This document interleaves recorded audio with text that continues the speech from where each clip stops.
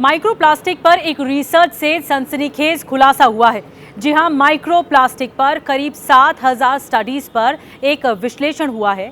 Science magazine के मुताबिक एक रिसर्च पेपर से ये पता चला है कि पिछले 20 सालों से धीरे धीरे माइक्रोप्लास्टिक जंगली जानवरों में और लोगों के शरीर में कई कण की मौजूदगी पाई गई है।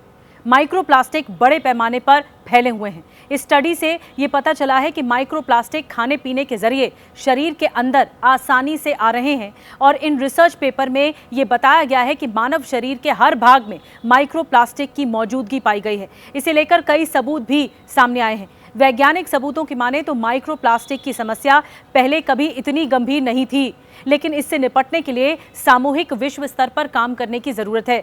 प्लास्टिक के बहुत छोटे टुकड़े को माइक्रोप्लास्टिक कहा जाता है। इनकी लंबाई 5 मिलीमीटर या उससे कम होती है। कुछ उत्पादों में, कुछ प्रोडक्ट्स में माइक्रोप्लास्टिक जानबूझकर मिलाए जाते हैं, जैसे कि चेहरे पर लगाए जाने वाले साबुन में माइक्रो बीड का इस्तेमाल होता है। वहीं बाकी के उत्पादों में प्लास्टिक के बड़े टुकड़े टूटने की वजह से माइक्रोप्लास्टिक अनजाने में पैदा हो जाते हैं। इसे आसानी से ऐसे समझा जा सकता है जैसे कि जैकेट धोने से जो उसमें रेशे निकलते हैं। साल 2020 में सामने आई एक रिसर्च से अनुमान लगाया गया था कि समुद्र में हर साल 8 लाख से 30 लाख तक टन माइक्रोप्लास्टिक पहुंचता है। वहीं एक हालिया रिपोर्ट में पर्यावरण में समुद्र के मुकाबले 3 से 10 गुना ज्यादा माइक्रोप्लास्टिक पहुंचने के संकेत दिए गए हैं। अगर यह अनुमान सही है तो इसका मतलब यह है कि हर साल कुल 1 करोड़ से 4 करोड़ टन माइक्रोप्लास्टिक समुद्र और पर्यावरण में पहुंचते हैं।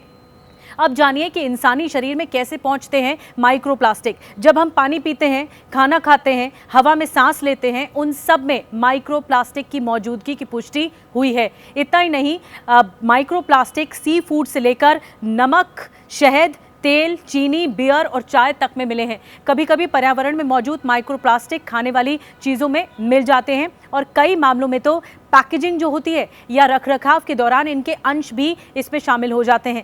वैज्ञानिकों ने मनुष्य के फेफड़ों, लिवर, किडनी, खून और प्रजनन अंगों में माइक्रोप्लास्टिक की मौजूदगी दर्ज की है। ये टुकड़े धीरे धीरे हमारे दिमाग और दिल में भी पाए गए हैं। हालांकि कुछ माइक्रोप्लास्टिक यूरिन के रास्ते हमारे शरीर से बाहर जरूर निकल जाते हैं, लेकिन कई लंबे समय तक उसमें मौजूद रहते भी हैं।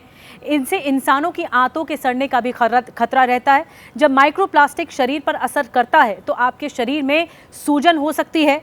ऑक्सीडेटिव स्ट्रेस यानी फ्री रेडिकल और एंटीऑक्सीडेंट के बीच जो असंतुलन होता है वो हो सकता है। धीरे धीरे आपकी इम्यूनिटी भी कमजोर होती है।